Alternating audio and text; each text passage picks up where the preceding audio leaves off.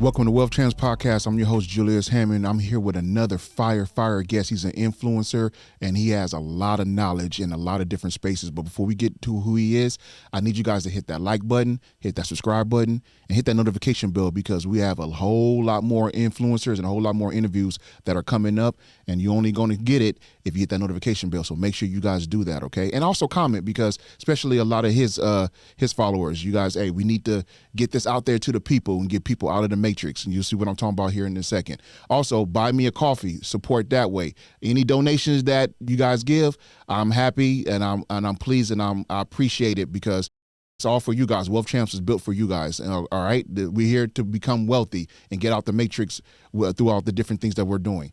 Also, merch. I got more merch being done right now. It'll be available. I'll show you guys here soon. It'll be on my website, which is wealthchampsmediagroup.com. wealthchampsmediagroup.com. Make sure you guys go there and support. Now, for my guest, he's an influencer. He also has his own Bible book. He's a multi-author. He has this book called Trustology. He has a book called the Malachai Bible, Family Bible, and he also has Superior Laws of the Contracts. I have it right here. Make sure I got it right. Ladies and gentlemen, Generalhail Razor. How you doing, brother? I'm all good. Appreciate you for having me. Thank you, man. Thank you for being here, man. So Absolutely. I've been you're kind of new to me. I'm not gonna lie, but I've been like we were talking a little bit off camera. Mm-hmm. I've been following people as Brother Truth. You might know some of the people I'm talking about. Mm-hmm. 19 Keys, Billy Carson, and how I came to consciousnness about all the stuff that's going on is through Brother Yusufel and High Frequency Radio. Mm-hmm. So a lot of people don't know about this information. I mean, there's a lot out there now, mm-hmm. but before we get into that, what is your story? How did you grow up? You know, how did Generalhail Razor become Generalhail Razor? Grew up from south side of Chicago, Illinois. Traditional school, well, public school, but like my parents took me out of traditional school, went to private school for a couple years, then they snatched me out of private school and did homeschooling. There you go. Up until the point of getting ready to go to high school. So I just pretty much took the academic test to get, in a proper grade level and just move forward on, and I completed high school up until my sophomore year. Then I changed schools and went to a school on the south side of Chicago called Hyde Park Academy. Mm-hmm. And then from there, though, grades kind of, went down, downhill from there because of the environment. Mm-hmm. And I left high school, well, pretty much dropped out, so to speak. And I went and got my GED. Then proceeded to go to Columbia College in downtown Chicago for audio arts and acoustics. Okay. And then from there, I had a nice little run with music, production, photography. Started a few businesses in relation to designs and media and stuff like that. And then slowly but surely got into credit repair. And then when I got into credit repair, that's when I started paying attention to different areas of law and contracts. Mm-hmm. And that's when I came across my first love in law, which is contract law, and that's what stimulated me to write the book, Superior Laws of Contract. Mm-hmm. So, that's when the whole sovereignty thing came about. Realizing everything is a contract. Yeah. Everything is everything in this matrix we've been subject to by way of some form of contract. Yep. You see what I mean? So, implied and what's the other one? Expressed. Yep. Implied and expressed. Yep. 100%. Yeah. So when I realized that, whether it's, verbal, nonverbal, contractual, I really started paying attention to every aspect of everything I've gotten involved in, and realizing that, throughout every game, there's either an inside game and an outside game. Mm. So my thing is like, what part of the game you going to play? Mm-hmm. You either master the inside game or you be a part of the game that's getting played. Mm. So a few things on that. So you say you grew up on the south side of Chicago, right? Mm-hmm. Now, I grew up in L.A., I grew up around some hoods, and things like that.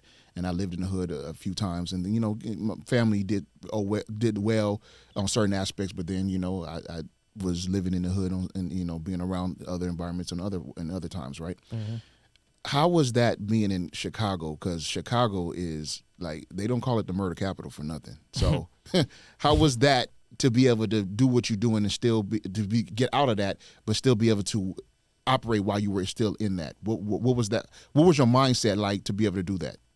Well, it was completely different. I didn't start tapping in, to, true higher aspects of self in general until I, kind of got out of that immediate hood environment. Mm-hmm. So I kind of, once I moved on the outskirts, I got, was able to experience different things and different people and started seeing things on a broader level. So, but in the meantime, I was in the hood, so I had to have a hooder mentality. Yeah, you got to. Yeah, you can't be soft. No, you can't. The last thing you could be is soft. You see what I mean? Yeah. So I was a whole different person then. Always, was intelligent, spiritual, and all that. But just those things just weren't the stem of the focus as far as mental and spiritual stimulation, because those weren't that's not the type of frequency there. You see what I mean? So I just during that time I think I did suffer not the anxiety, maybe the anxiety of surviving, but more so the anger, anger and frustration. So I had to go through different chambers, whether it was spiritually or just physically, whether it was like simply like just going through anger management, you know what I'm saying, going through different, that's when I started going through different chambers. My mother took me through different churches too. Like we started off Christian and, but she took me to the mosque. She took me to, we practiced different forms of religion. The whole point of that for me to have the opportunity to figure out the direction I truly wanted to go in, based upon me knowing and not just, going along with the flow. I went to the Church of Scientology for a while, so I was technically a Scientologist for a while. And when I went through this Church of Scientology, that really opened up the door for a lot of different things, both good and bad. And but thankfully I was able to get in and get out with what I needed and not getting trapped into that matrix that holds. And then from there I became more of a free spirit, as far as just understanding I didn't need to be tapped in or subscribe to a particular type of religious group to really tap into my spirituality, to practice my faith, or to have direct connection with the so-called essence of God. And people don't understand that religion is a trap. Like that's man-made right there. Okay, so you have a lot of experience from Scientology to the mosque to Christianity to different things like that, right? Wiccan, we studied for a period of time. We had different Bibles. The Satanic Bible, the Christian Bible. So I used to do things that really kind of trick people. Like, wait a minute, what do you know what I'm saying? But people fear what they don't understand. So I can't determine what's evil until I study what so-called evil is. So we have practices, even just me and my god brothers. We'll sit up because we was dead broke. So we'll sit up with we wake up every morning, have our coffee, we have our books. So one period of time, a whole summer, we was breaking down, the psychology between all these different books. We had the 3 books was the Christian Bible, the Muslim text, the Quran, and then the Satanic Bible. People like, so we'll read some passages from here, and then we'll compare and contrast, and we'll determine like, whoa, and you'll be surprised what manuscript had more relations to the reality of truth. You'll be surprised. I'm not going to say which one it was because that might throw people off, but ironically, I'll say like this. Sometime in order to tell the truth here, brother. So go ahead. What you got to say? Go ahead. We here. Sometimes in order to see the light, you got to go through the darkness. Yep. And most of the things that they tell us to stay away from, that they say is evil, it actually has the greatest aspects of truth. So I gained more enlightenment within the book of Satanism. Okay. Wow. Amazing. Because there's probably some Christians watching or going to be watching this like, what the hell is he talking about? And no, I do not classify as a Satanist. I don't do, but in all actuality, and it's different chambers of that too. You know what I'm saying? First of all, I think there's a so-called good, so-called evil part of that. You know, but what I'm talking about is the science behind the philosophy of it. You see what I mean? And the philosophy is the opposite of what the world projects. Okay, so if someone's watching this right now and saying, okay, well, like Illuminati, all these other, so you have to, your message would be to research on that before you just assume that it's automatically evil, right? Yeah. Because the world, I mean, you have good and dark. I mean, you have dark and light. There's a duality to everything. But I also believe, because I follow the Bible, and the Bible says that in all things gain knowledge, wisdom, and understanding in everything. So I'm the same way. I'm the same way. I read a lot of stuff. Certain things I'm like, I don't know about that. You know what I mean? But I do educate myself on a lot of different things, and I feel like, to me, I'm equipping myself even more by knowing what's going on. Because you actually know what's evil. You know what, you know what I'm saying? I didn't want to assume that. It's dangerous actually to assume that. So people steer away from, they try to stay, let's just stay over here. But there's no avoiding the darkness. First of all, there you go. There's no avoiding bad. Actually, it's good. It's actually good, because to me, this might be a little controversial, but it's okay. I'm cool with that. There's good. It's a good thing to have evil in the world. You have to have something. There has to be a duality. A duality, exactly. You can't just go left all the time and never go right. You can't just be wrong all the time and never be right. It's not even a such thing. It's not even a such thing. It doesn't make sense. I think the best example of that is when people can't put themselves in a position to just get the message, right? Yeah. Where the messenger may use profanity, right? And this person may be a person that's like, oh no, don't say that word. Well, I understand that you prefer not to use certain words, for whatever, but at the same time, perception, because this word might mean this here in America, but might mean something different. Latin, you know what I mean? Right, absolutely. So are you so true consciousness is being able to separate your the emotional attachment to people, things, words, and stuff like that, emotional intelligence, and get the essence of what is in front of you, and that's the problem with how we program here. You see what I mean? Absolutely. Absolutely. Speaking truth, brother. So let's get into the second question, which is where's it at? The truth. Oh, this is it right here. Okay, so this is his book, Trustology. Now, the question is, what made you write this book about trust, and what was the inspiration behind it about this particular book? I fell in love with trust, shortly after contract law, because then I realized the majority of a lot of things that, things revolve around, as far as especially operating within the public, within your private capacity, is really understanding the importance of trust. Okay.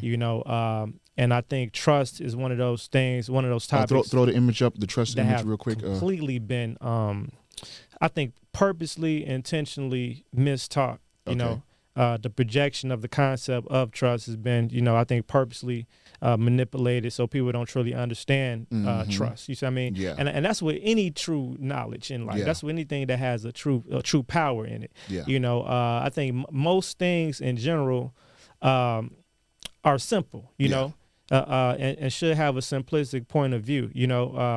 And then I think all we need to do is understand the concept of something. If you understand the concept, understanding the concept is being able to compare it to something that you do understand. Then once you compare it, I get it. You see what I mean? Understand it now. And that's and I think so. I just wanted to, because I did my own.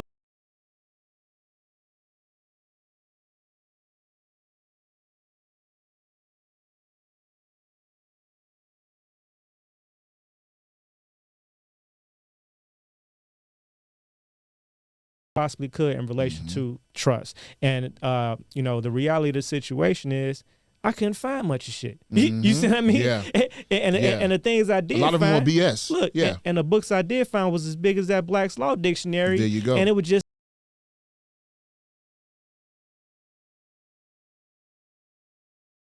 of the book in the sides of the book and the so I think the science of breaking things down and true understanding is breaking things down to its lowest terms. Lowest common denominator. Yep.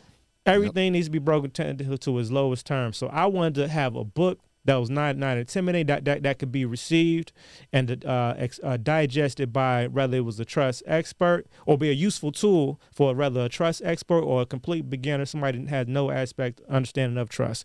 And that's what I think I definitely accomplished with Trustology. And I wanted to reveal the different types of trust, because people don't understand. We have tons of different types of trust. Man, Massachusetts trust, what you call a bullet trust. And for me, and from my studies of trust, because I do have trust too. I have unincorporated associations. I have spendthrift trust, which is one of the best ones out there, in my opinion. They got Rockefeller Trust, Kennedy Trust. Some of the elites they pass this down to their heirs using these type of trusts. But when I start doing trust studies on trust, like I said, beneficial trust, Massachusetts trust. You got.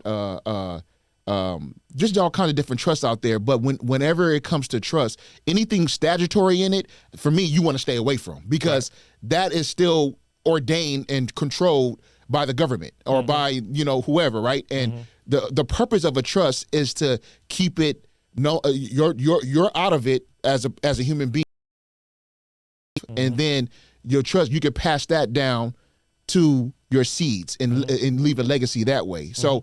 Is your book mostly just explaining all that, or do you go into, hey, this trust is a better trust if you're trying to do this. This trust is a better trust if you need to go this route. Like, kind of dive deep into that so people can understand about that. When I provide a manual that gives you a description and general purpose of the multitude of different types of trust that you have to pick from, to choose from in general. I like to keep things on the base level of standards first, like basics. You see what I mean? So when we talk about the basic standards, we're talking about irrevocable trust, revocable trust, gun trust, land trust. You see what I mean? Charitable trust. You see what I mean? All these things serve different particular purposes, and we break them down very simple. Now they can be like, okay, now I can determine what type of trust would better suit my purpose and what I'm trying to do. That once we understand the general basics of probably like maybe the top 10 basic type of trust structures that a person would typically need to get anyway, then we can understand these master trusts that we talk about, like the Rockefeller Trust. Like all these trusts are just master, intricate level, like family trusts tied together with a multitude of other trusts. You see what I mean? These are just a combination of trusts. Like I created a trust called a monster trust before, which had like, all the trustees and appointed parties will also trust tied to it. They had their own individual purposes and stuff like that. And I'm not 100% against statutory trust. You see what I mean? They have their purpose too. You see what I mean? So when we talk about statutory trust, that's more so the trust that's included inside your typical estate planning package. The reason why you want that one to be quote unquote, and that wouldn't even technically be statutory, because statutory would be more so on the business level, because it would be filed in the state. This particular trust doesn't have to necessarily be filed with the state, but you probably would just record a like the first page of declaration on the county record, just so you give a public notice and acknowledgement that there's the trust that actually exists. You see what I mean? As it relates to the state. So when a person so-called dies, you don't want the government to assume that there's not a trust in place, that these assets need to be transferred into. So that's why this one is not intended to be invisible. So only your foreign trusts and foreign vehicles is supposed to be for like your everyday business ventures and stuff like that. You got a car lot, you want to maintain the privacy of all your vehicles. All those things are probably going to go inside of your revocable trust or your foreign grantor trust. You see what I mean? So now you got in and out privileges. You know what I'm saying? Because you intend to acquire and resell this property, but the property that you want to hold inside of your personal family wealth vault, you know what I'm saying, would be your irrevocable, because the things that you move in, you don't intend to move out. You see what I mean? Simple as that. Those are the most popular trusts that we're typically going to be operating in anyway. Yeah. So revocable, irrevocable, or business. There You know go. what I'm saying? Or we Absolutely. talking about or we may talk about your trust and estate planning trust, which is your living trust. retirement trust and all that stuff. Yeah. Absolutely. Wow. But it's Fantastic. revocable. See, a revocable trust is going to be revocable, but it's going to become irrevocable once you die. There you go. Absolutely. So, a couple of things you said within the trust. So you said land trust and gun trust. So, now I'm still studying those a little bit. You know what I mean? Because I do real estate and everything like that. But when it comes to land trust, what's the purpose of a land trust? Now, obviously, is to keep it private. I get that part. But what everything is within a doctrine of the trust. I understand that. But now, within the land trust, if someone's looking up your residence, say it's for your primary residence, not for your investments and things like that, but your primary residence, and you don't want them to know that this is under a so and so LLC.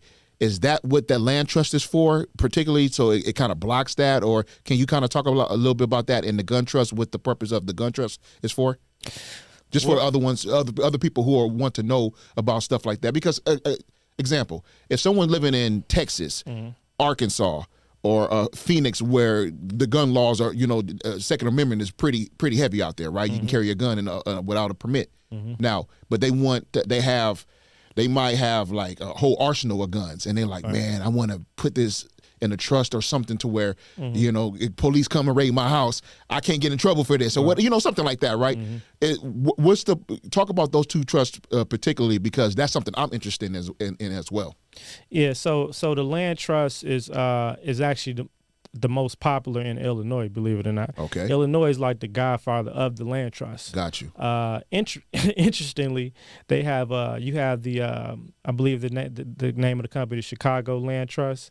They have a program where for people that's looking to reap the benefits of the privacy and which is is considered their personal asset protection and stuff like that.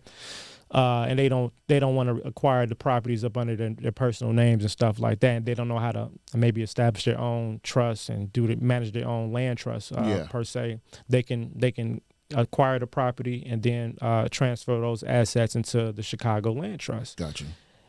I'm just coming across this information on how this company actually operates, and when I heard about how they actually operate, it was amazing to me. I'm like, how does this make sense to people? It makes complete sense for the company. Yeah. But so you pay them a monthly subscription to hold your property on your behalf in their trust when you could just establish your own trust. That just doesn't. That's how they're making their money. That's how they make their money. But that shows you the ignorance of people in relation to trust. Yeah. Yeah.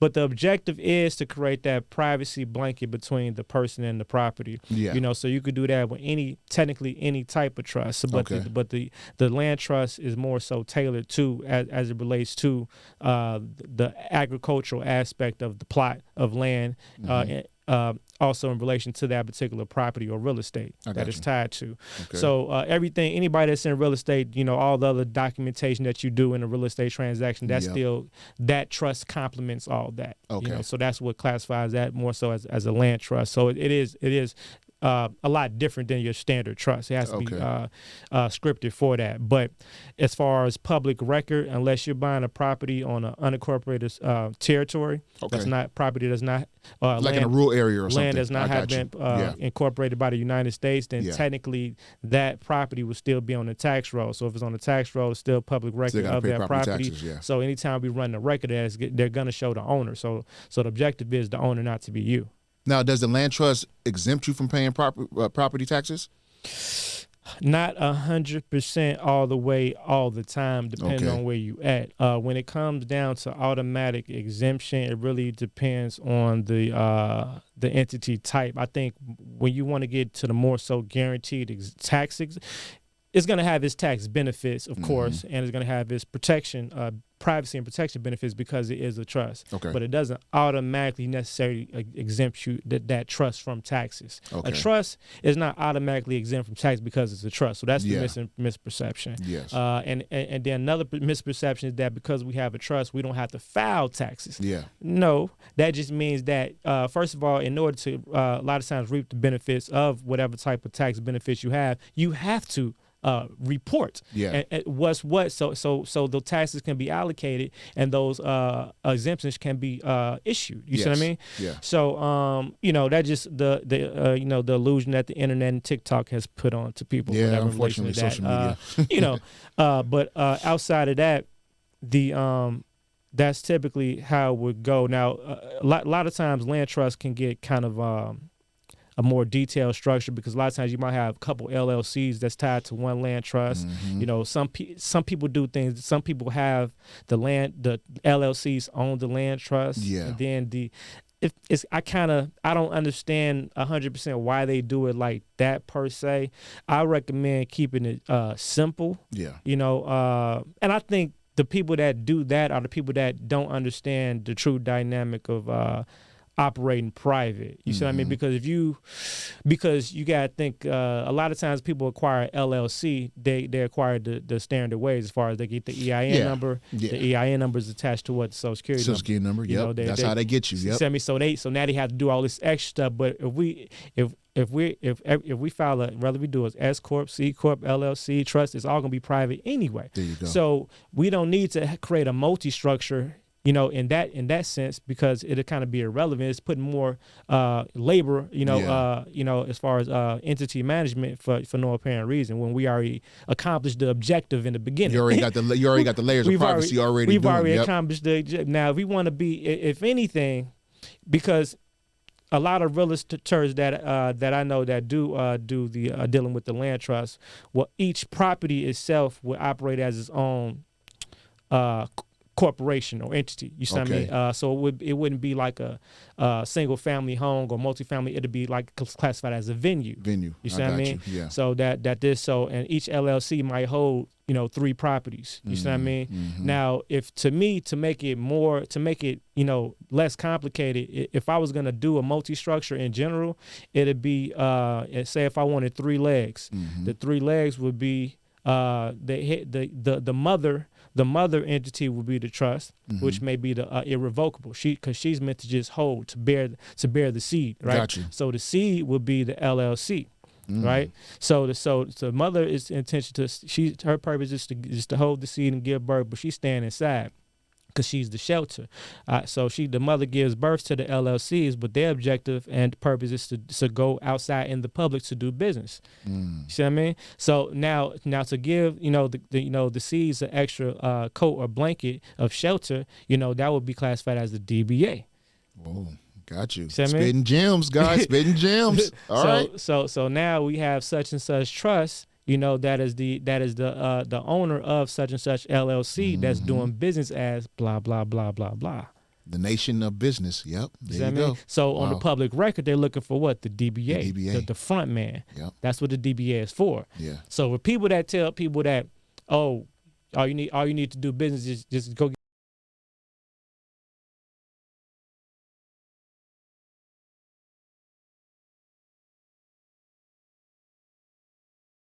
America and by the media and again, I call these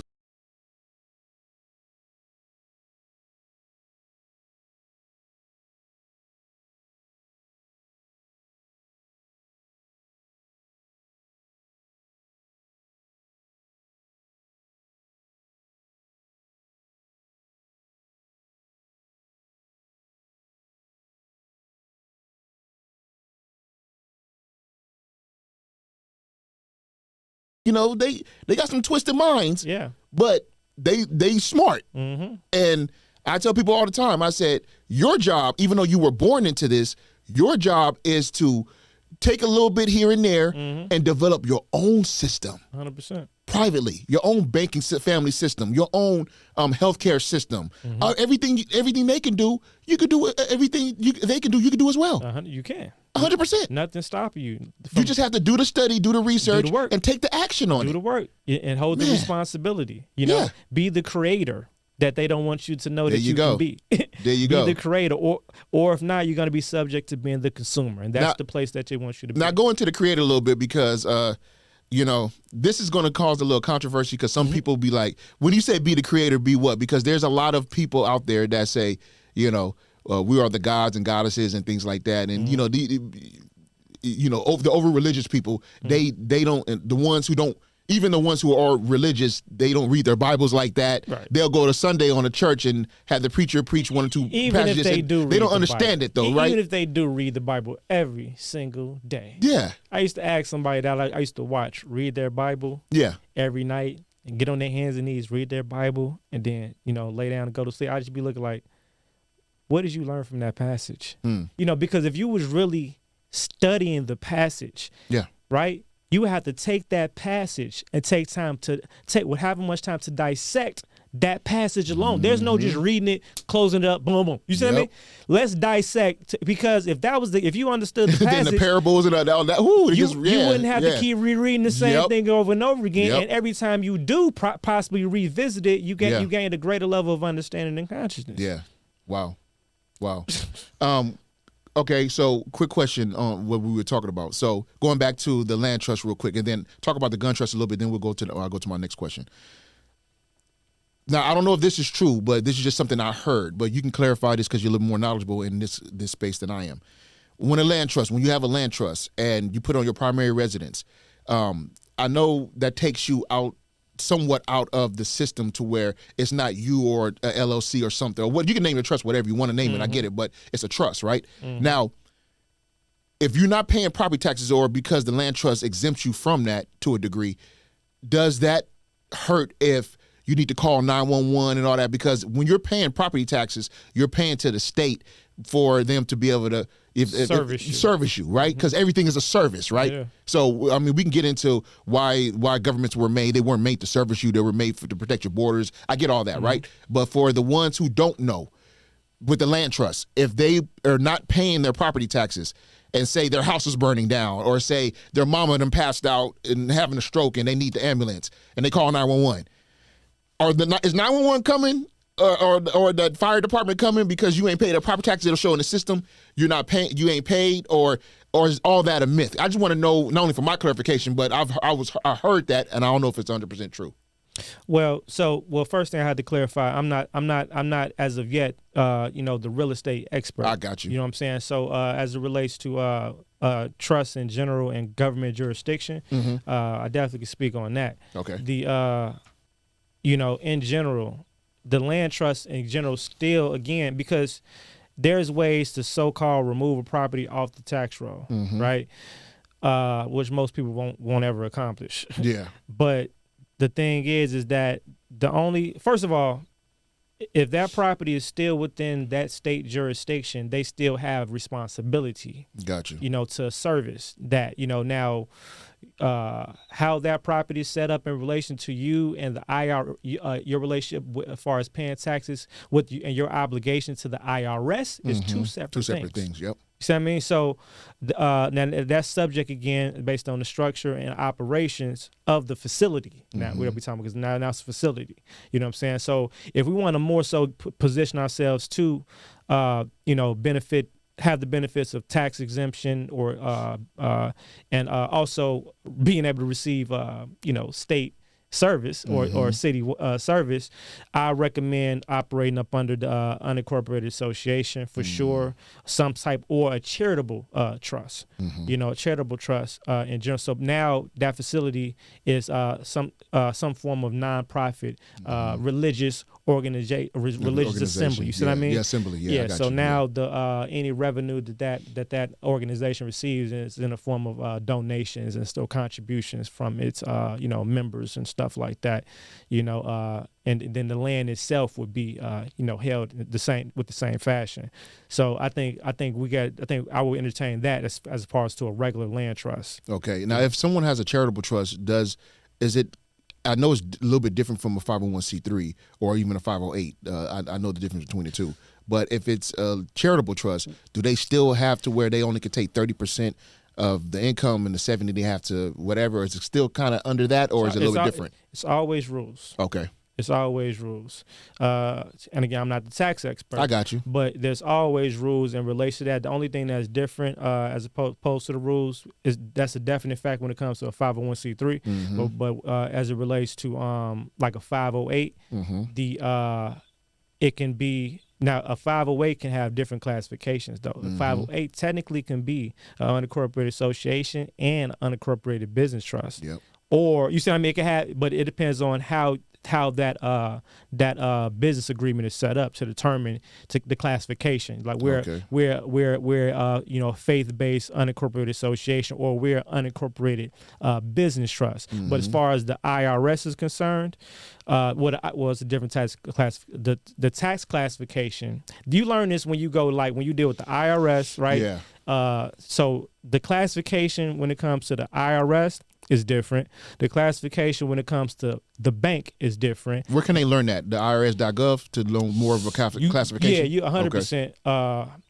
But this was funny about how the IRS deals. They don't. You got to kind of know what you're looking for already, because they don't tell you. Oh, they're not going to tell you. Yeah, they don't kind of. No. I had to kind of learn this information over time. I've spoken to the IRS and dealt with so many banks for so long. I've come across a situation where I actually get told that indirectly without them knowing what they're telling me. Yeah. So by tax classification, unincorporated association, unincorporated business trust is classified as a foreign grantor trust.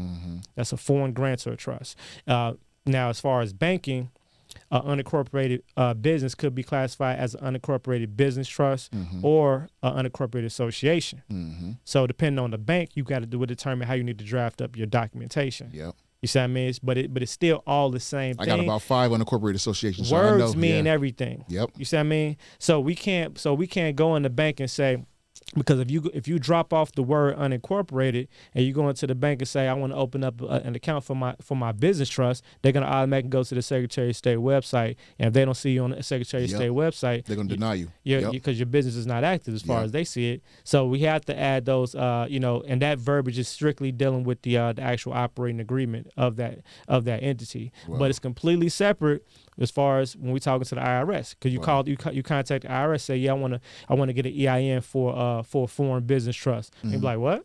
I want to get an EIN for you see what I mean? Yeah. If you don't say the words foreign grantor trust, they're not gonna know what you're talking about, or they're gonna tell you to fax over your the such and such, and then you want to limit those type of interactions with the IRS. You see what I mean? Because in essence, they don't want to. If you're operating in your foreign capacity, which is your private capacity, they're trying to tie you back to a legal person that's tied to their legal jurisdiction. Yep. They're always trying to pull you in. Absolutely. Yeah. So, somehow, some way. Yeah. So if you calling in talking about trying to establish these foreign vehicles and stuff like that, first of all, you need to prove that you're not a U.S. citizen. You know what I'm saying? And they do look at the call ID. Say, oh, you look like you calling from Texas right now. So now you have to know you need to be calling in from an international location. But Generalhail, I am a U.S. citizen. I was born in the U.S. That name is a U.S. citizen. There you go. See? See? That name is a U.S. citizen. That name is tied to a legal person that's separate from the flesh and blood man or woman. There you go. Yep. Absolutely. Wow. Oh, amazing. Gun trust. Yes. So gun trust. The thing about gun trust. So we had a right to bear. If we want to end it. Contradiction. United States citizens and Constitution is related to its citizens. That's why it's privileges. Right. Yep. So I don't see a lot of people talking about this though when they say, because they'll say I'm not a U.S. citizen, but then they'll try to jump to the Constitution all the time. You see what I mean? All the time. Now for entertainment purposes, as it relates to what you're trying to do, we could relate to the Constitution as it relates to the legal person, because you still are the sort of the minister over this legal person. So if I'm dealing with a certain issue as it relates to this legal person, I may go to the Constitution where it can best. Or talk about the amendments, 14th Amendment, things like that. Yep, absolutely. But we have to know there's a separation between how that Constitution relates to you. You see what I mean? Because it can't relate to you as the flesh and blood, because it's not related to the flesh and blood. It's related to the legalese. You know? So inside of the Constitution, we had a right to bear arms, right? But what happened is, just like they did with the driver's license, they exchanged the right to travel with an exchange to drive. They then traded the words bear arms with now you need a license to conceal and carry. Right? Conceal and carry is different from bearing arms. Yeah, it is. So the only way we can legally bear the rights of the arms or rightfully bear the arms is through the trust. Yeah. And because you can't, the trick is in the ownership and the registration of ownership.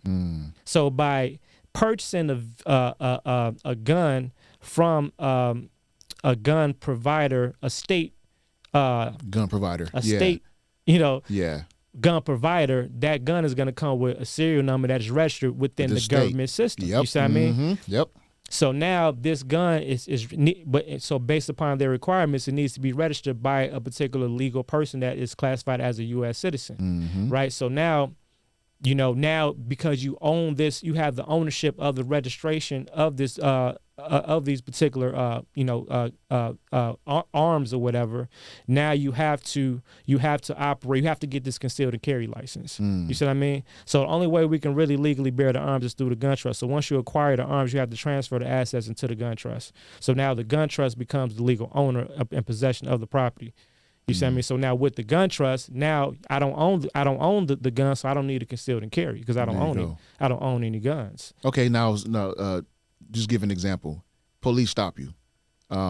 Let's not use Texas or anything because obviously that's different out there. But let's use a blue state like California. Let's use California. Police stop you. You got your gun on your hip. You're not supposed to in the state, right? But you have the gun trust and you have everything put in place. Now, if something like that happens, just give an example or paint the scenario for the audience here.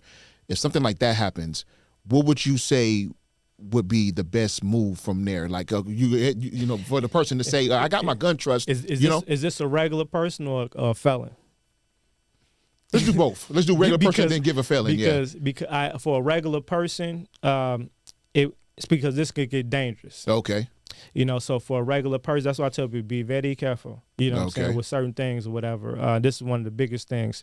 So for a regular person, lawfully within the things can vary per state, but in general, the requirement is if you have that firearm, you have to have evidence of the person that owns the firearm, which is the gun trust. So that gun, if you're traveling, that should have that with you. Gun trust needs to be there. I got you. You see what I mean? Okay. And that's the stipulation between the legal person needs to be present. Okay. Now, when it comes to a felon, it could be kind of tricky because the agents, that we call, police officers, stuff like that, they're not competent to law. Yeah. To a lot of aspects of law. They're policy enforcers. You see what I mean? So that could be a huge conflict of interest. You see what I mean? A lot of times we got to go through the motion on solidifying things later, which in a certain situation we might not get the privilege of doing that because you can mess around and get shot in the face by a police officer. You see what I mean? Absolutely. So with felons, people that are in a position where their government names have now become a liability to their lives, our highest recommendation for those people is to completely to operate as privately as possible. Okay. So those people, we wouldn't even recommend acquiring firearms in their government name, or operate in their government name at all, period. You see what I mean? So those are the people that would go up under, particular programs such as what we offer in the Malachai Empire, where they'll establish their new tribal name, and then we'll establish foreign trust to operate in the public with that name, along with the corresponding identification and stuff like that. And then there's ways that we have accomplished of acquiring state firearms from state issuing companies up under their private, tribal name. Wow. You see what I mean? And that's game changing right there. You see what I mean? So now when they get pulled over, they're not operating in the legal capacity of the legalese or the government property that's known as your government name. So that name is very important. So for a felon, they need to remove themselves as far away from that name as possible. Yes. You see what I mean? Because it's just too much. It's too much room for dicey. Assumption. See, the word assumption is a very simple but powerful word when it comes to law. Yeah. And like I said, that is something I just never ever play with when it comes to firearms. There you go. Of course we can get a little bit more jazzy when it comes to end of the day. People be like, well, we should fight for gun rights and stuff like that. So people always have things, misinterpreted on the direction of defense that we need to go in. Yeah. It's not about fighting for gun rights. That still contradicts what we understand. Exactly. You know what I'm saying? The objective is to establish our own situation that puts us in position to be able to create and issue our own firearms, which we have the ability to do. Yeah. You see what I mean? And where we have our own serial numbers, our own registration system, our own databases of registration, or of registered parties. We just we just put too much power in their hands. Yeah. So if just like we're flying their planes, we're flying their planes through their airports. So is the objective is to fight for our right to travel? No, the objective is to unite and establish our own damn airports. Yeah. Sovereign airlines. Yeah. You see what I mean? That's the objective. I totally agree with you, because I had Dr. Umar Johnson in here a few months back, and obviously he's a Pan-Africanist. He talks about a lot of stuff that we're talking about too. Not mostly the sovereign stuff and indigenous stuff, but he talks more about just black community and community period, right? And one of the things that he always talks about is the infrastructure that we need, that we had back then in Black Wall Street, that we pretty much gave away, if you want to be honest. When it comes to the food, our grocery stores, our banks, our things like that. We don't have none of that. Now, a few of us have some banks. I think what's the rapper's name? Killer Mike. He has a bank, and a few other ones who are really trying to establish it. But as a community, like you just said, you hit the hammer on the nail. The right to travel, you don't have to fight. That's not the fight. It's getting our own airports, getting our own things to where we have to fight for that. It's ours. Because they have the right to have whatever type of requirement. That's their shit. It's their right. It's their shit. Just like another controversial, the KKK. That's their right to formulate that, because that's an association. It is. And in their bylaws, as long as they are not do you have some stupid ones that go out and do certain things and call certain people the N-words? Yeah, you have that. You have that in business. You have that in life. That's a religious association. But it's an association, and they have a right to put it together. They do. And in their doctrine, if it says we don't want this color allowed, and as long as they're not hurting anybody, they have a right to do that. So most people don't understand that right versus privilege. You know what I mean? Period. So, man, you speaking facts on that one, brother. Okay, let's go to the next question. The next book, actually, the Malachi, is it Malachian? Yeah. Okay, Malachian Family Bible. So this is it right here. Go ahead and get it close. Yeah, and then post the image up for me, Jay. The Malachai Family Bible. The closer we get to self, the closer we get to God. For clarification purposes, what does it mean when you say closer get to self, the closer we get to God? We kind of hint on it a little bit earlier, but just for someone who's like, before I read this book, what does that entail? What he means by that? We're removing all the religious concepts that thinking that you need a third party to reach God, which is higher self, actually. You see what I mean? So that's why the closer you get to self, the closer you get to God. Okay. And that concept relates to pretty much any thing or people that you have relationships with. You see what I mean? Like if you in a relationship, you keep on finding yourself chasing this person. The more and more you chase this individual, the further you're getting away from self. Which is the further you're getting away from God. You see what I mean? Now, if this person brings you closer to self, this person actually still bring you closer to God. So the same concept. Wow. So I get it, but just for clarification, the further you go and you chase something, you're making that your God. So if you're chasing money, that's your God. If you're chasing women, the women are your God, so to speak, right? Because that's something that you are putting higher than yourself. So anything that is not yourself that you're chasing, that you're replacing that with that being your God. And so you're saying to be more closer with yourself is to be with God. Now, for someone who let's just play devil's advocate, for someone who's super religious or whatever, well, is he trying to say that if I'm closer to self, I am God? To that, you say what? Well, it said be real. We real here at Wealth Champ. So yes, well, that's why I asked you that question. Well, look, it said in the side of their Bible, that we are made out of what? God's image. Okay, so when you look in the mirror, his likeness, when you look in the mirror, who you looking at? I didn't say it. The Bible said it. Now, what if somebody come back and say that's not what the scripture entails? Generalhail. Right, because see, because you'll get that. See that because they're operating off of fear. Mm-hmm. You see what I mean? Because if you put the power of God within the person, most people, I'm gonna go to the scriptures. Right, talking. Mm-hmm. that can either empower them, which it should, Okay. right, or it can cripple the person, mentally and spiritually, because now that also adds a weight of accountability and responsibility. You see what I mean? Yeah. Because if you can't have both. You can't have one without having the other.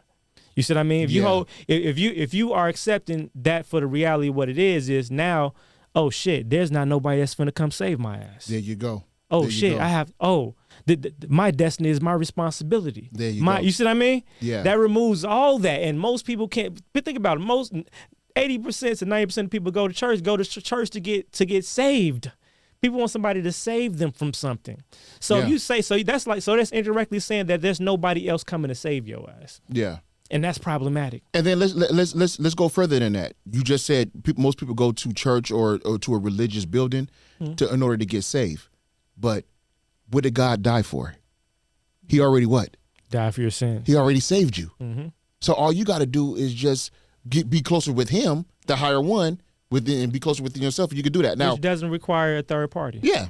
So look at, some of the scriptures that you guys can look into. Luke 17:21. That's one. John 10:34. Mm-hmm. Okay. Psalms 82:6. And then Genesis 3:22, where it says, "And the Lord God said, Behold, the man became one of us, to know God and to know good and evil. And now, lest he be put forth his hand and take also the tree of life and eat from the live forever." But look at the first part. What he says, the Lord God said, "Behold, the man is become one of us." Mm-hmm. What is that saying? What you just said. Meaning that the person started off, and we are in our human capacity right now. So the goal is of this whole obstacle course and this this university that we're in is to eventually rise back to our higher selves, which is back in our God-like capacity. That's what it said to me. Wow. So that was always that's the objective of every second and every minute that we're here. So every second and every minute that we're not utilizing that, and we're giving that off to something or some person that's not giving that reciprocating that back to us. It's a depletion of our time, a depletion of our energy, which is the depletion of our soul, which takes away from our God powers. So how do you so if you're speaking to people right now and they're actually listening to you, have some that'll tune you out and you just get those, right? Mm-hmm. But the ones who are actually active listening to you, what would your advice be to do? Okay, Generalhail, I hear you, but what steps can I take in order to do it? Because maybe they've been wanting to do that, but they're so used to the ritual of going to church, listening to a pastor, and doing what getting saved from the pastor, which is not the pastor's responsibility to save you. Okay, I don't even understand why people even think that. It's not the pastor's responsibility to save you. You know what I mean? He's supposed to shepherd and give you the direction because God is working through him. But it's not his responsibility to save you. You got to save yourself. So what would you say would be the first step? Something like where you went through. Like, okay, I was going through that. I went through Christianity. I went to the mosque and all, but I got out of it through doing this step first. I would say there's countless of religious groups and stuff like that. I guess technically considering our own as well. If you want to go to church, go to church. Okay. If you want to go to the mosque, go to the mosque. Okay. My only thing is that whatever you're doing, know what the hell you're doing and why you're doing it. You know what I'm saying? Good advice. Know what it actually means. Yeah. You know what I'm saying? Yeah. Don't be like me. Because when I was going to church, every second of every time I went to church, I'm like, what in the hell am I doing here? You know what I'm saying? that you see what I mean? Yeah, it's like I'm here because they said I should I'm here because my mama brought me when I was younger and I need to come. Yep. And they said this is where you go. I did what I did what I was doing Monday, Tuesday, Wednesday, Thursday, Friday, and Saturday. Now I'm here Sunday. Forgive me, Lord. You know what I'm saying? So it's like, my thing is like God is not omnipresent and he's not with you throughout the whole week. Just on Sunday when you go there, God is just in the room right there. Like that. That's what the part I don't like about Not I'm not gonna say all pastors, but certain pastors, right? Majority. Won't name none. Won't name none, Majority. but majority. Yeah, you can go majority, because of course. Because it's about the money. They get a whole. See, they start. People start. They start preaching. To the point where people start worshiping the pastor, worshiping the preacher, and the preacher starts accepting that as worship indirectly or directly, because I've seen some of them do some crazy stuff ritualistically, and people are accepting that all for the hope and sake that their bills get paid. To see people are especially our people, and this is even mankind in general with this whole religion is very powerful. Yeah. You know what I'm saying? That's why it's been around since the day one. So it's tell like the truth and shame the devil. Let's go. So it's like the people have always had a history of selling you out and selling themselves out in hopes of being in a greater place financially.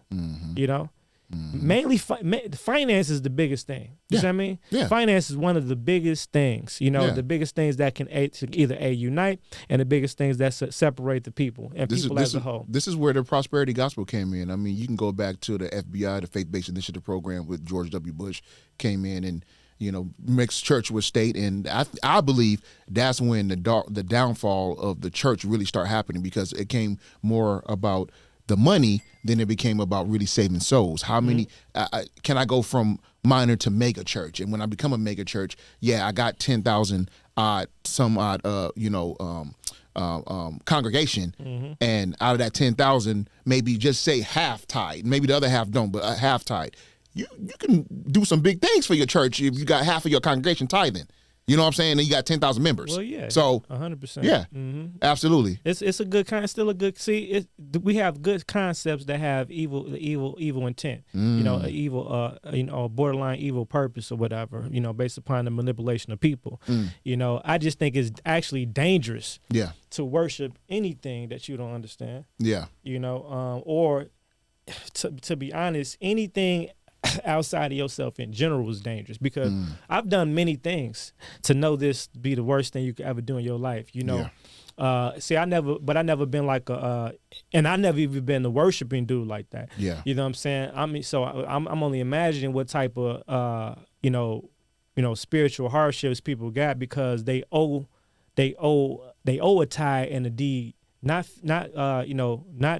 physically or financially. Monetarily, yeah. They owe it spiritually. You know what I'm saying? Yeah. Spiritually, they owe a tithe indeed. So to owe a deity spiritually is something that's hard to get away. You got to pay for that. You see what I mean? Yeah. So you sat up and got all these rewards from me. You said you would be an obedient servant. You see what I mean? Yep. Now you going outside. Now you trying to go outside of me and go inside yourself. Now I have a problem. Yep. See, you violated laws and principles. So understand whenever we've accepted any of these gifts, any of these rewards, and by accepting these blessings, right, as your reward, you might wake up one day and smell the essence and the power of the true essence of yourself, right?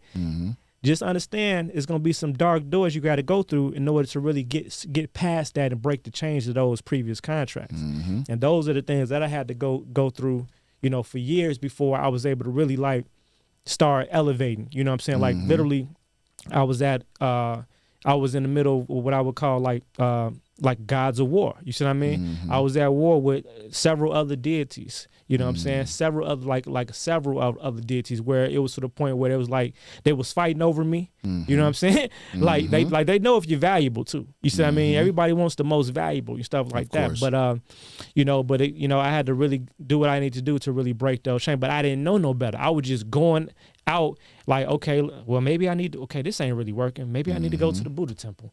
I don't know. Maybe I need to chant what they chanting over here. Maybe I need to, but I used to always ask questions like, well, why you guys chant instead of meditating?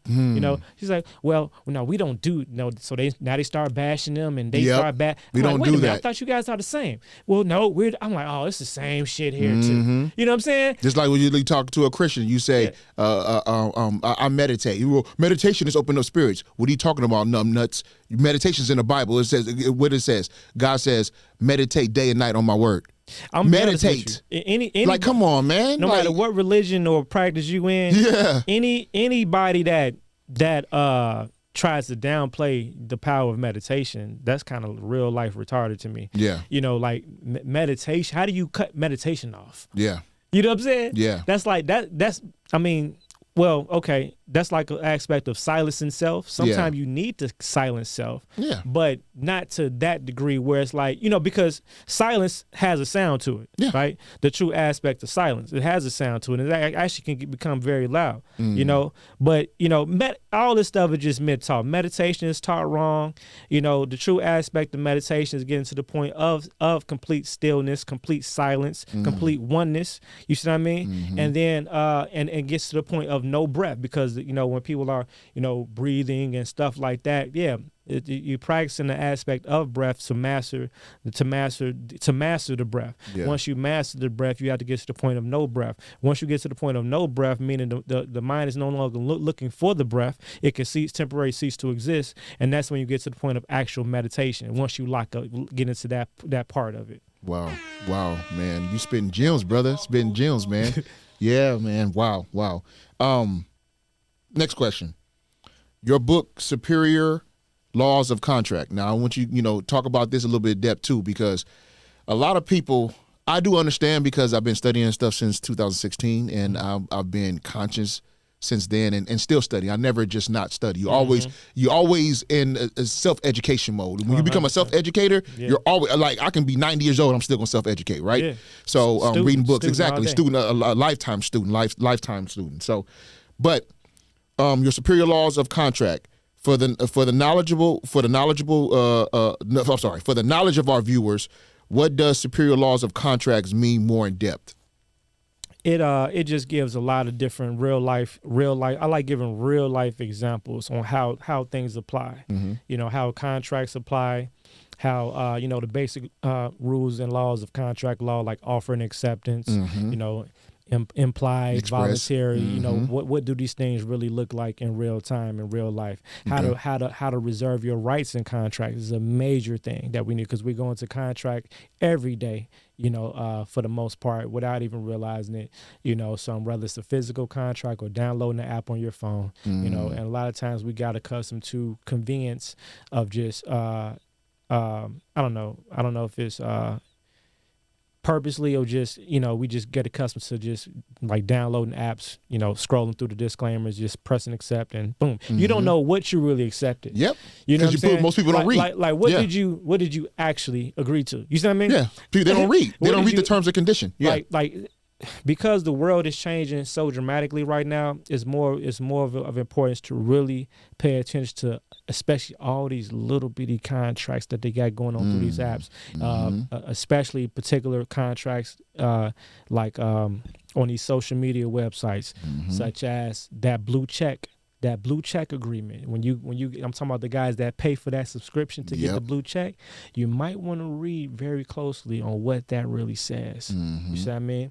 Even you get people that's into certain industries, film, movies, definitely entertainment. We know that. Podcast, we know that. Yep. Podcasts. Pay very close attention and specify. Sometimes you need to write your own terms. Know that we have the power to write our own terms and amendment to offers or to contract. A person might have their own generalized contract with you, like release agreements and stuff like that.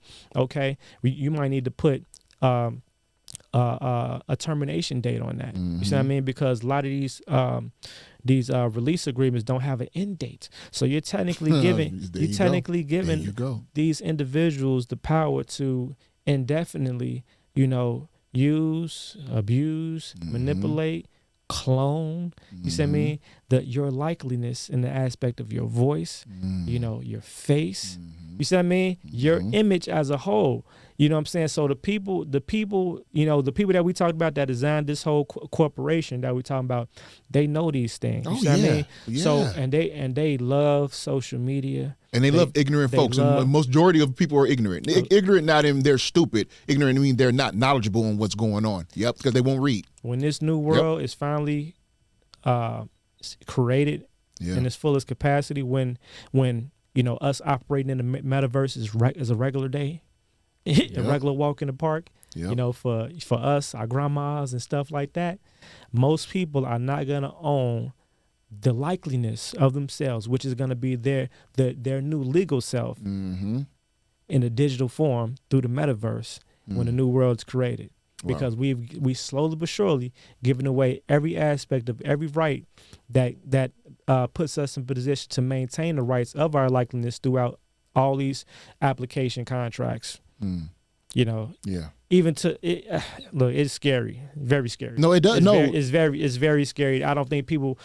We haven't even caught people up to the tangent to the regular world right now. Yeah. Let alone to the world that's coming to be. Yeah. You know, it's the rabbit hole goes so deep with this, and a lot of people are still asleep. And you know, I won't talk about this too much because it is a real, because people have lost lives and all that stuff. But during the pandemic, you know, a lot of that stuff has been, you know, there's a lot of stuff behind that. Again, I won't go too deep into it because lives have been lost behind that. But if you know the real essence of what entailed and what happened behind there, you'll be like, all this has been a game and a lot of stuff they've been doing, right? They've been playing this stuff for years. And going off what you just said in regards to contracts, one thing I learned, and we talked about this off air before, but we can bring it on air now, is I learned about contract law during doing credit repair, because I have a credit repair business, and you started that with credit repair as well. And this is how I learned contract laws for real. So, give you a story. So I was applying for a credit card, right? And at the time, I was still learning credit, so my credit wasn't as good. It's way better now, but it wasn't as good. And so I was like, you know, mid-6s or whatever, right? But you know, I got conditionally accepted, right? And so I'm like, okay, cool. So conditionally accepted. Yeah. So they gave me the terms and all that stuff, but something told me just, I don't like these terms. You know, I don't want. You know, even though most people would have been like, okay, well, 18% free. 18 months free before the percentage collecting it, right? And I said, that sounds good, but that's how they get you, right? So I wrote them back, and I said, no, I want the terms to be this, because it's my signature. You guys are the bank, yes, but it's my signature that's giving this credence. People don't even understand. We can talk about signatures too, but your signature is what gives anything credence. That's why they always ask you for two things: Social Security number and your John Hancock. They want your signature. Now, there's a way you can sign your name without liability. Shout out to Yusuf El, because he has a video on High Frequency Radio that talks about that in detail, and I've watched that video in great detail over the years. We can break that down. There you go. Absolutely. There you go. UCC1-308. There you go. That's all. Absolutely. The UCC, and it depends on where you at. Georgia's different, and it's different verbiage, but same thing. So when I wrote back the terms what I wanted, guess what happened? They wrote me back and said, okay, no problem, accepted, approved, or whatever. What? Are you kidding me? I was beside General. I'm telling you, I was beside myself, because I'm like, I didn't think something just said just right back, right? I didn't have. This is before I really got into it. You didn't think you had the power? No, to even do that. Just like, no, I don't like these terms, man. So I wrote it back, and they accepted my terms. Yeah, I was like, oh, this is awesome. So in my mind, I'm like, if this happened with this, then it can happen with other things too. Period. So that's how I really became, and then I started seeking the knowledge and things like that, and that's what I came across Yusuf El and all, and Brother Truth, and shout out to Brother Truth and Billy Carson and everybody else that we talked about. But yeah, so that's how I became knowledgeable on contract law when that happened. So what is your thoughts on if someone is like, okay, well, if I get pulled over by the police and I sign the ticket, is that a contract that I'm, for someone who's trying to really learn this, that don't know, but is that a contract, General? Or all this stuff is contracts. All this stuff is contract law. But what if I get up I'm at a restaurant with the girl and I don't want to pay, and I just get up and just leave? I didn't sign nothing, though. So I should be able to do that, right? That's my right? It's implied contract. Say that again. It's implied contract. There you go. So I'm just throwing scenarios at you because people. But you can get but let me clarify, since you use that example. Yeah. Look, Man. You know, I'm just throwing stuff at you because people will be like, well, I didn't sign nothing. Mr. Hammond said if you say you signed something as a contract, no. I also said implied too. So because you got so many, we got verbal contract. We have, and I think the implied contract can, verbal is verbal, right? Yeah. Of course it's harder to stick because there's probably no witnesses and stuff like that. Yeah. Contract is a contract. Of course you have witnesses within that, like a notary and stuff like that. But see, there's a lot of implied. I mean, it's a lot of implied contracts in the religious world. You see what I mean? There's a lot. Implied contracts is very important. A lot of people don't understand what that truly really means. You see what I mean? It's like where you project. People always trying to. You gotta think about, like, put it like this: if I come and walk in the room today and I'm a dope boy, you know what I'm saying, and you trying to come up in the streets right now, you ain't really got no money right now, so I come in, I front you a few bricks, and you be like, we shake up on it. I look at you and say, hey, it's gonna be that's X, a contract. it's gonna be X, Y, Z, blah blah blah blah blah blah blah, and you be like, you go back to the guys like, man, he a nice guy. Am I a nice guy? You know what I'm saying? But also, now, of course, you need to pay me, right? Yeah. But outside of this arrangement, you are supposed to understand what game you're playing. So if you understand the game you're playing and what you actually signed up for in its entirety within this situation, outside the situation, you also know that if you don't come up with that money or my bricks within a certain amount, it also can be life consequence. This is a life contract. This is implied life-threatening contract. You see what I mean? This is a life-binding contract. It's not, so it's like, you got family, right? Yeah, they're also tied to this contract potentially. You see what I mean? And they had nothing to do with that's it. An implied, so that's an implied contract. So a lot of times, I'll say that because I think people need to understand that. Like, there's a lot of crazy stuff going on in the street, whether it's in the drug game, the street game, women doing things out here, just people are just doing things because they're getting some money. You need to be careful what you're getting yourself involved with and who you're getting yourself involved with. Like, people do things and say, oh, I don't fuck with them niggas, or I don't fuck with them chicks. I just go there to make money. No, because you guys are still having conversation. You still in order to have rather a good relationship or bad relationship, you still have to have a point in which you're relating. So the point in which you're relating is the conflict of interest to what you don't think you're signing up for. Wow. See, dropping gems, man. Woo. That's what I was talking about. 2 more questions, man, then we'll be up out of here, brother. Thank you for your time as well, man. What events, seminars, speaking engagements, and or any other businesses you have to help others get out the matrix do you want to speak on? Anything? Oh yeah, so that's the entire program that we offer inside the Malachai Empire. So, so for those that don't know, the Malachai Empire is a unincorporated, faith-based tribal organization. Put all the images up, Jay, in which so they can see what we talking about. We provide these specialized services and products for our members to operate in the public within their private capacity. So once a person becomes a member, they're able to acquire tribal identification, which is alternative form of identification, a private alternative to their typical state issued driver's license, which is tied to the state and the state contract to the legal person. We also have the Malachai International Driver's License, driving permit, and as you see, our as a member, you do adopt the right to use our tax exemption. So any ways you can save money, that's in the same aspects of making money. So as far as traveling, we have the Malachai International Driver's License and driving permits. So that's our alternative to your state-issued driver's license, which you will operate inside with your private capacity using your private name. One of the number one rules inside the Malachai Empire is that no government names are allowed. The government, because that's government property, because that government name is your government's name, not your name. There you go. So that's how we kind of nip a whole bunch of things in the butt, like as soon as you walk in the door, leave that out there. This is the process of when you come in as Mr. Anderson, but you walk out as Neo.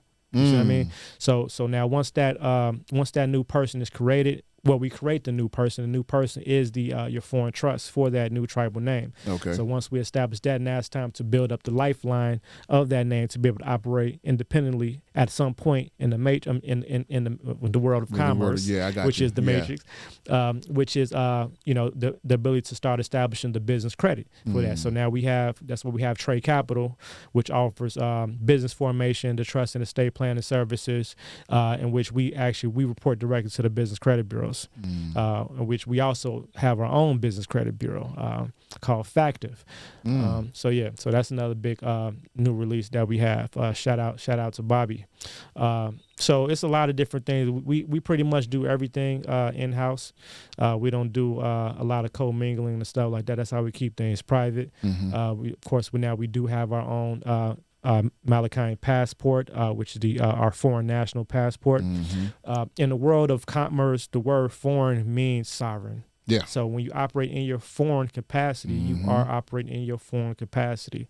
The sovereign capacity. Your sovereign capacity. You see what I mean? So that's kind of what we don't believe in just teaching things without providing the source for providing the actual answer to that. So that's why it might take us longer to release things, but that's because we want to make sure we manage everything for full circle. You see what I mean? Absolutely. We want to be full service providers and solution based. As far as for the members of the Malachai Empire. We November 1st is going to be the official release date for the University of Malachai. So in order to really successfully build any nation, you have to manage and control the educational infrastructure. You have to have an educational infrastructure to be able to. If you don't, everybody has to be on the same page. Yeah, of course. So now we have to. So that leaves us the responsibility of creating that new curriculum. You see what I mean? That will have law as a mandatory, crypto as a mandatory, trust as a mandatory, consumer credit as a mandatory, business credit as a mandatory. You see what I mean? So, and then once you finish all the courses within that general studies curriculum, now you can graduate, get a verifiable certificate of completion, in which now you can potentially be issued. Become a diplomatic ambassador of the Malachai Empire. Okay, so a couple questions within that, because if someone is from the outside and they want to join the organization and they want to be part of this lifestyle, they're tired of being in the matrix, they want out ASAP, right, as soon as possible, but they're afraid, obviously, because they've been dumbed down for so long, and all they know is driver's license from whatever state. All they know is passport from the United States, even though you can have multiple passports. I have two of them myself, but you can have multiple, right? Andrew Tate even talks about he has a whole bunch of different passports. That's his way of getting out the matrix. So, he talks about that in a lot of his videos that he's done. But for someone who really wants to know and wants to be out, throw up the passport again real quick. So say someone comes, say someone, it's a beautiful passport. Thank you. But say someone like got that and they're trying to go to a commercial airline like a Southwest or Alaska or a JetBlue or something like that, and they want to travel to Costa Rica. Will they have any issues getting on that plane with that passport compared to a United States passport because it's not issued through the state? Do you understand what I'm saying? So what would that scare anybody off from doing that? Because I believe a lot of reasons why, not myself, because I'm conscious and you are, and we understand and we've been through it. But for the ones who want to take the step, they're nervous because they've seen videos, and obviously we know what videos can do. They're deterrent to keep you from not doing that, right? But for someone who wants to do that, what would be why would they? What was the hesitant for doing that? Why should they go forward with that compared to just going to the state and getting a state passport and just doing that? Well, this is the thing. We don't sell ourselves on anybody. You either rather be unplugged or not. There you go. It's not enough time to kind of like get people kind of convince you. Yeah, we don't do that at all. You see what I mean? Yeah. So the thing is that you kind of like if a person that is getting to the point of understanding the importance of the private sector, operating in the private capacity, and also understanding the reality of where we are at with that as a whole. We are doing things. a lot of things that we do, we can probably say we are the first to do it at the level in which it's being done right now. You see what I mean? So not because many people weren't talking about it. We're the first to show you have a system set that you can actually start moving and grooving. And you can actually, and you guys are the first to actually see it, because there's a lot of processes out there. There's a lot of people who have programs. You know what I mean? I like I say, I'm gonna name names, but there's a lot of them out there. But then when you go through their program, it's like, well, where's the proof? I don't see. Yeah, and again, that part gets a little dicey too, because like I said, I've done the diplomatic immunity process through my passport, and I've done, doing the DS-11 form and all that. I've done all that, right? And I did that back in 2016, and I know it works because I've seen evidence of that. So, but there's no proof where I can show, hey, here's this to show you that, hey, I'm in the system as immune or whatever, do not detain status or whatever.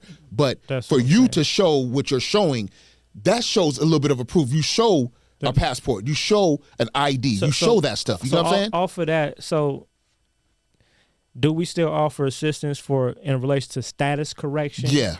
In relation to your straw man name, yes, but those are two separate things. So a lot of times people come in the gate with, I'm trying to get my slow down. Yeah. First of all, that what you're talking about, I don't care who you got it from, it has nothing to do with what we're doing. You see what I mean? It's no comparison because there's nothing to correct if we creating everything from scratch. There you go. You see what I mean? So there you go. Status correction, creation, two different things. What are you correcting?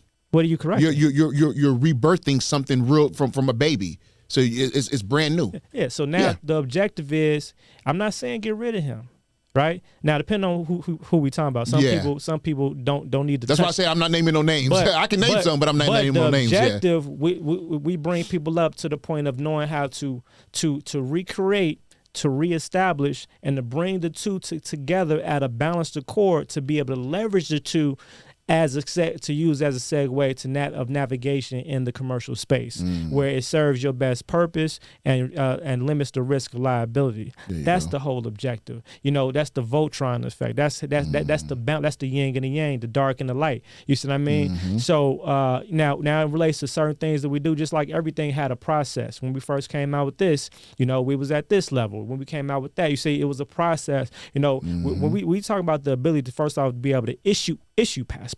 Yeah. Just think about that. You see what I mean? That's a process in itself. Yeah. If it was something that just could be done like that, many of these Negroes, everybody would have done it. There you go. Doing it. You see what I mean? There you go. Yep. Absolutely. So just that fact alone. Now again, you talking about, we have, first of all, we service many other tribal organizations that's been around before I was born. Okay. Right. So. Half of the Malachai Empire is half Moorish American. You see what I mean? Those two things should still tell people things. If we're still as an organization, as a micronation, by classification, if we're barely 5 years old, and we're in a position to be service providers, and you guys are just scratching the surface. Yeah, it's kind of like whatever we're doing or have done based upon our experience, and which can include breaking a lot of rules, going against the whatever has been put out there, going against the grain, and but activating the true essence of knowing we have the power to create, right, and establishing whatever information and resources needed to do that, If we're able to do what we've done and be in a position we're at 5 years from now with very minimum support of the masses, because still the majority of the world doesn't know who we are. You see what I mean? Imagine if a smaller percentage of the community tapped in and actually supported. We ain't got no donation money coming in. We ain't got, this is off the service of our back. You see what I mean? There you go. So we got to start there. So of course there's going to be pros and cons. The cons is, okay, we need more people, we need more money. The more people, more money, the more ground we can cover. You know what I'm saying? So it's like, okay, if we don't have, people expect to have the perfect system. There's no such thing as a perfect system within the imperfect system. You know what I'm saying? Yeah. Of course there's going to be cons and things that, but we can also say, What's your track record as far as domestic travel? What's your track record as far as with our international driver's license? We still operate, and everything we've ever put out, in relation to identification and travel and things like that, always has been above a 90%. Okay, now a question: if someone's want to come in, and because the one thing I get all the time is, hey, Mr. Hammond, do you know anybody that discharges debt? Now, I have a couple people in my circle that do it, and I won't name their prices because that's all in house. It depends on the debt and all that stuff, but they're not cheap. Okay, yeah. So there's a lot of things that depends on the debt that you want to discharge. Right. But is that if someone comes to you and say, hey, that's cool. I want some of the stuff that you have, the passport and all that stuff. They may be comfortable with they were, that's fine. But do you guys do the discharge and debt, the status correction and all that stuff too as well? As far as maybe service, or they have to be a part, they have to get everything else, and then everything else, like the extra stuff that I just said, the discharge and debt, the status correction is just extra cherry on top of the cake. Well, again, so status correction comes with rebirth. As far as the as it relates to, but again, you got to, like most people come in requesting things, and say like, I need to do blah blah blah blah blah blah blah blah blah. A lot of things that they think they need to do, they don't. Is irrelevant. Yeah, you know what I'm saying? Yeah. Again, we're going off internet gurus. You see what I mean? So I don't, I lacked the presence on the internet because a lot of things that they was talking about, we were doing. You see what I mean? So, and then outside of that, it's a difference between, I don't release anything, unless I can scale it to the members and outside of, you see what I mean? If we can't service that as a service, it's going to be something that's just kind of in-house within the, you see what I mean? Yeah. Such as, when we want to, even though we're still playing, maybe I need more staff. You see what I mean? So it's like things like, because I can't sell you something. Most things have to have some sort of guarantee. Yeah. You see what I mean? Yeah. So especially considering what a lot of these people are charging for these particular things. You see what I mean? Astronomical prices. Yep. Now, whatever's not a guarantee needs to be a disclaimer. It needs to be a disclosure, which most of the stuff time it ain't done. So if I'm a charge, whatever we're gonna charge you has to. It's hard to charge stuff. If we can't discharge debt, we're not gonna discharge debt. Now, it's been times we was gonna test run some things, and we'll be like, but we probably need to still get paid for our time and whatever. Yeah. So we'll pay you whatever that will consist of. You'll pay whatever that's consist of. Gotcha. But we'll tell you, we haven't fully. We're confident in this process, but I can't. You're still in the testing phase. Yeah. I can't. You know what I'm saying? So, are you willing to go through the test phase? You know what I'm saying? Okay, let's run it. But the only thing that I can, as far as a discharge service, I would have to be able to do something like the forensic audit. Okay. So that's when, because I'm a certified forensic auditor. So that's the only way that I can sort of put more of a guarantee on a service on a majority of a lot of the debt that's out, as far as like student loans, car loans, and any loans. You see what I mean? Yeah. Because a lot of the documents that we use that that lets the so-called creditor know that they're committing fraud and blah blah blah blah blah. A lot of that stuff is kind of he say she say. It may be correct, but there's no proof again. Yeah. So it goes back. So the only way that I've seen to be able to show proof and evidence that that the debt has been paid off by way of my signature in connection with the promissory note that they're monetizing and the bond, the security bond that they're monetizing is by doing a full-fledged forensic audit on the back end of that contract. And I can show you all the banks that's in cahoots. I can show you the Bloomberg screenshots of the Bloomberg where when they received the bond, how much money they made off the bond. I can circle it for you. And now we can use that as an attachment or an exhibit within our conditional acceptances or our counter offers or our dispute put it on an letters. affidavit or something like that, right? So this is the icing, this is the silver bullet for our dispute letters and the stuff that we'll be doing. You know what I'm saying? When you got evidence to show, but here goes another problem. If it goes to court, we could be our private attorney generals and stuff like. See, we can't act like we are something that we aren't, because in order to bring that to a commercial court, we got to play that particular commercial game like that. So you need somebody that's expert in securities. You know what I'm saying? We can't act like we're experts in defending securities in law, in the traditional court of law. You see what I mean? Now, a lot of things that we do is privately through administrative process, meaning we're not going to court. In a case of a lawsuit, we got to go to court. Got to. So so that means we need to be more educated on the public sector of dealing with things in that fashion. See, I'm not the guy to act like you know what I'm saying? Yeah. So we need those people on staff. There you go. You know, so that's a whole process, and that's a whole different type of staff, both public legal consultants and privacy. I'm not the guy to be like, oh, I ain't fucking with attorneys and lawyers. No, you need to have a staff of public attorneys and lawyers that are specialized in different things, because we need to get their insight on how they see it. Yeah. And then we also have our own private counsel where we deal things how we deal things in a cyber capacity too. And then with the two, now we have enough to compare and contrast to determine what should be the actual plan of action. Wow, see, he just broke down for you guys put me on camera, Jay. He just broke down for you guys how the process really works. And this is why you guys this is why most people charge what they charge, because they don't understand the tedious process behind the scenes. All they see is, oh man, I paid you $5,000 and I need that done in a week. And if they don't see results in a week, it don't work. Give my money back. It's like, you don't understand the process behind all of this.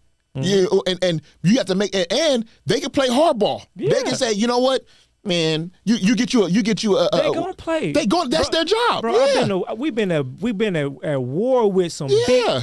Look, some of these people owe some big ass corporations too. You think so again? These are multi-million-dollar corporations, billion-dollar corporations. Okay, yes. right. Okay. Look, I'm right, and we both parties can know we right. Yep. Right. But what if they have more money? Yeah. What if they have more political they got power? More resources. What if they have? You see what I mean? Yep. That's the reality that the internet is not telling you that comes along with the territory. Yep. Which is so somebody asked me, why haven't I rolled that out as a service yet? This is why. There you go. I'm with you, bro. It's not the fact that we're not working on it. This has been something that's been in the works. I could probably count 3 years now. We just not want to know why, because but what have we really? We just released the passports. We just did it. The university start. We're still moving. Still growing. That particular area is going to take time, because when we release that, we're going to have everything I just spoke on. Because when we do it, we're not going to be like, oh, I just paid so and so this some nigga in a cyber computer. No, you're dealing with a corporate. You're dealing with a private company. We have staff. We have professionals. We have scholars. That takes time. That takes money to establish. Yeah. But it's not like we sitting in limbo. Yeah. And it's not still. So if outside looking in, especially being in the inside, if people see whatever we're doing, there's not a year that goes by or a quarter that goes by, there's not some type of evolution within, our departments, within our services and the product line that we offer our members. You know what? This is something I probably need to stick with and commit to and support. If we had more help, we'd be able to help you motherfuckers more. There you go. Say that again. Absolutely. That's the problem that I have. Yeah. Because they want us to solve all their problems, right? Yeah. Instant gratification. That's the problem. That's what's wrong with not just our people. That's wrong with people, period. Yeah. Instant gratification. Yeah. Or you got people that say, everybody want our IDs. You know what I'm saying? First of all, everybody, but they're not knowing the power that we're giving them by being able to bear our identification. Yeah. So you're like, well, why do you ask this on your application? Because we do random background checks. Yeah, because you can't give someone an ID and then guess what? You got the power to do whatever. Man, that's gonna look bad on your organization. They're gonna be like, "Oh, y'all issued this." Now, the Malachai Empire is an open gateway for criminals to do criminal activity. There you go. No, because you think that all these breakthroughs and things that we're doing for the people, you think that some sort of government agency is not watching us, hasn't probably signed up and went through our program, hasn't trying to find some type of way to try to say what we're doing is fraudulent. And that's why your conduct is so important, because your conduct is your character. 100%. 100%. So I understand this 100% what you're talking about, man. But you know what? I appreciate you, brother. for being here. You have been a wealth of knowledge, man. You've been spending a lot of gems. Appreciate you. Love you having you part of Wealth Chels family. Absolutely. And I'm going to have you back, man, because I'm pretty sure there's going to be some more stuff that always new developments. Just like I told Dr. Umar, when the school gets built and things start happening, I want to bring you back so you could show proof and get them fools off your back about that. Right. And same thing with you when the school or when the educational part really started getting built and other things start happening. But like, man, remember we talked about that part that in your process? How's that going? Oh, it's open now. Let's go. So now you have more to provide. I love that, bro. Before we let you go, speaking engagements or anything like that, any events you got coming up, rather you in Atlanta or wherever you're going to be at, you want people to come to real quick, and then how can they find you? The last question. Social media is all that.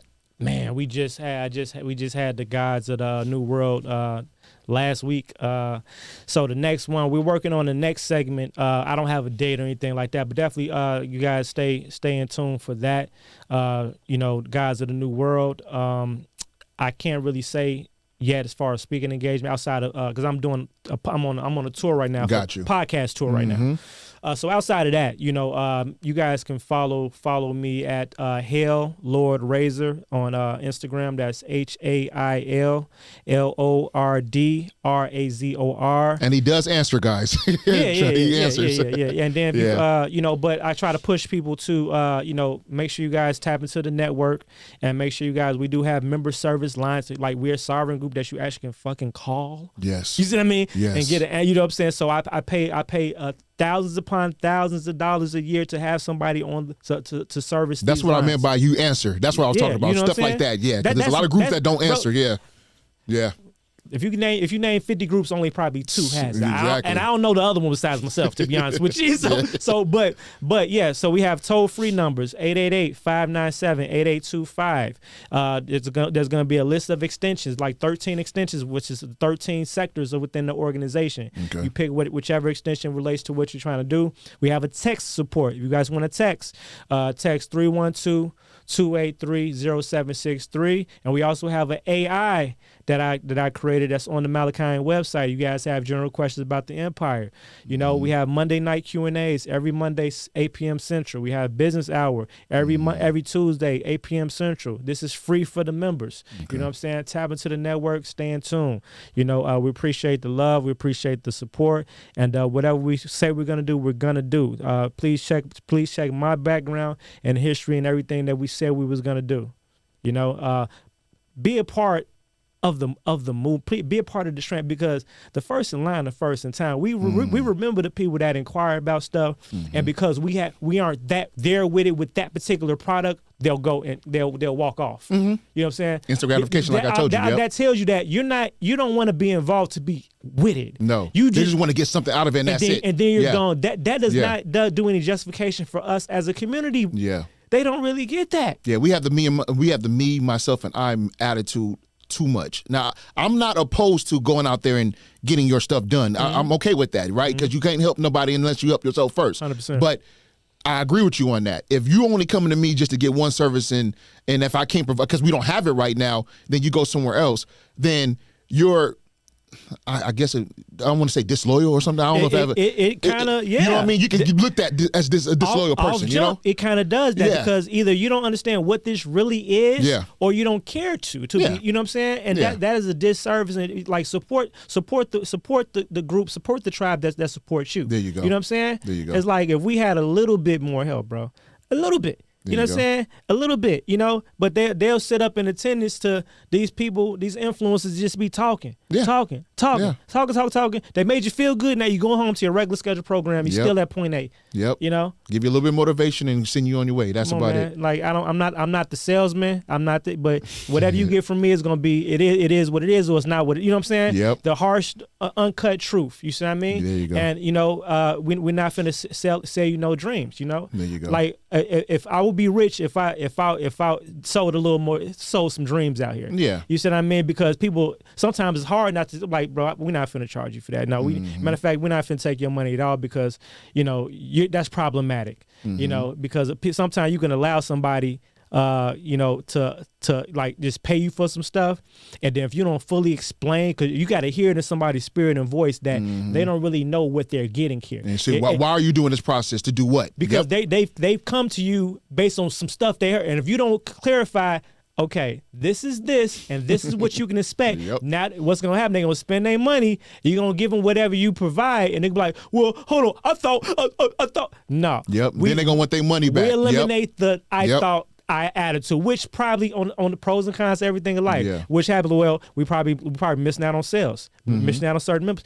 And that's okay, though, if you're giving the real and authentic, like you said. It's okay, because at the end of the day, it helps protect our credibility. You know what I'm saying? And our name. You see what I mean? It hurts us temporarily, but it protects us in the long run. You know, and that's it, bro. Absolutely. Why you think Amazon and all these other big people, the big time people, JetBlue from the company, why you think they are, their namesake is what it is, you know what I mean? And they, you know, if something is going on with the package, they'll replace it for free.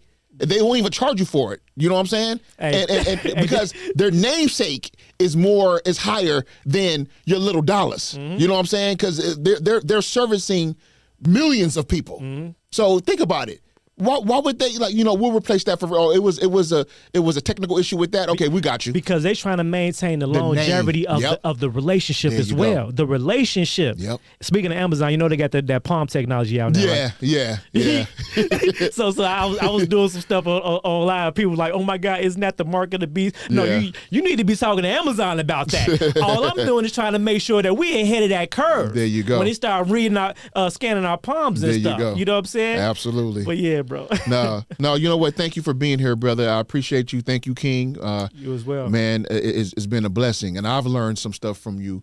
I know some stuff, but I've learned even more by having you here, and I know our viewers and everybody got something out of it. So make sure you guys go and subscribe and do everything he said. You like Chick-fil-A? No, I stay away from all that. What do you know Chick-fil-A is a faith-based business? People think they losing money on Sunday. Exactly. You okay. See? But outside looking in, though, you drive past every day, people just like, they don't get what they're seeing. We're really seeing the house of the church of chicken. There you go. You know what I'm saying? There you go. Half of that stuff got so many chemical. I talked about it when Yada was here. Half of that stuff's got so many chemical ingredients in it that you don't even know what you're eating. It's not even real meat. Nah. Like, you putting that stuff, you putting processed food in your body. Your body is already natural, so when anything that's natural, it's good for you. But when you take away from the natural and make it chemically based, then that's when you get the obesity. That's when you get all these diseases that are in your body. Again, we'll have a whole nother podcast. We talk about that. But no, you know what? Again, thank you for being here, brother. Thank you for your contribution to our community, to communities, period, and to the world, man. And you know, God is definitely has shined His light on you, man. Gratitude. You and your community and your team. So thank you for that. Thank you guys for having me. Peace. So, Wealth Chance family, love you. Love with the love of the Lord. Make sure you guys, again, hit the like button, hit the subscribe button, hit that notification bell. Go and subscribe to all Generalhail Razor's websites and everything that he got going on. He's really getting people out here, out the matrix. If you want to get out the matrix, his organization would want to do it. Peace. Love you. Peace. Peace.